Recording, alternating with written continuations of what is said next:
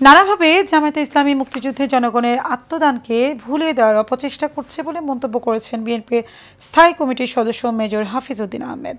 সকালে জাতীয় প্রেস ক্লাবে এক অনুষ্ঠানে তিনি বলেন, নির্বাচনকে বিলম্বিত করতে দলটির পিআর পদ্ধতির বাণী আওড়াচ্ছে। সোহাগ মিয়ার ক্যামেরায় ওয়ালিদ সিদ্দিকের রিপোর্ট।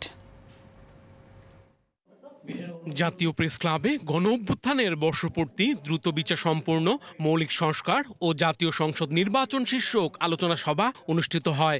একটি রাজনৈতিক দল, তারা আমাদের মিত্র ছিল অনেকদিন, কিন্তু নির্বাচনের আগে নানান ধরনের কথা তাদের কাছ থেকে শুনে আমরা অত্যন্ত আশ্চর্যান্বিত হচ্ছি। অনুষ্ঠানে প্রধান অতিথির বক্তব্যে মেজর হাফিজ বলেন, দেশের মানুষ পিআর পদ্ধতি বোঝেন না, বিদ্যমান ব্যবস্থাতেই জাতীয় নির্বাচন হওয়া উচিত। আমরা বেদনার সাথে লক্ষ্য করেছি যারা 1971 মহান মুক্তিযুদ্ধকে একটু পিছনে ঠেলে দিতে চায়।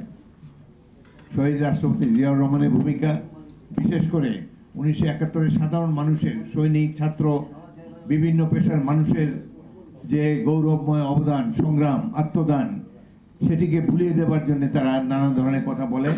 একটি রাজনৈতিক দল বলেছে 1971 সালে জাতি নাকি পথভ্রষ্ট ছিল এবং সেদিনের সেই স্বাধীনতা আন্দোলন নাকি ভুল ছিল। আসন্ন জাতীয় নির্বাচন নিয়ে তিনি বলেন, ভারতে বসে শেখ হাসিনা নির্বাচনের আগে দেশকে অস্থিতিশীল করতে নানা কূটচালের পরিকল্পনা করছেন।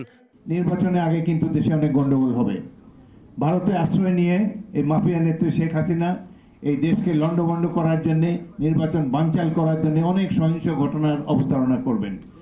আমরা দল মত নির্বিশেষে দেশবাসী সবাই মিলে ঐক্যবদ্ধভাবে এই মাফিয়াদের নাশকতামূলক কর্মকাণ্ডকে প্রতিহত করব। পুলিশের কোনো সংস্কার না হওয়ায় এবং র্যাব এখনো বিলুপ্ত না করায় উদ্বেগ প্রকাশ করেন বর্ষিয়ান এই নেতা। পুলিশ বাহিনীর মধ্যে কোনো সংস্কার করা হয় নাই এবং এই বাহিনী সঠিকভাবে একটি নির্বাচন করতে পারবে কিনা এ নিয়ে জনমনে সন্দেহ রয়েছে। Walid Siddiqui, Asian television, Dhaka.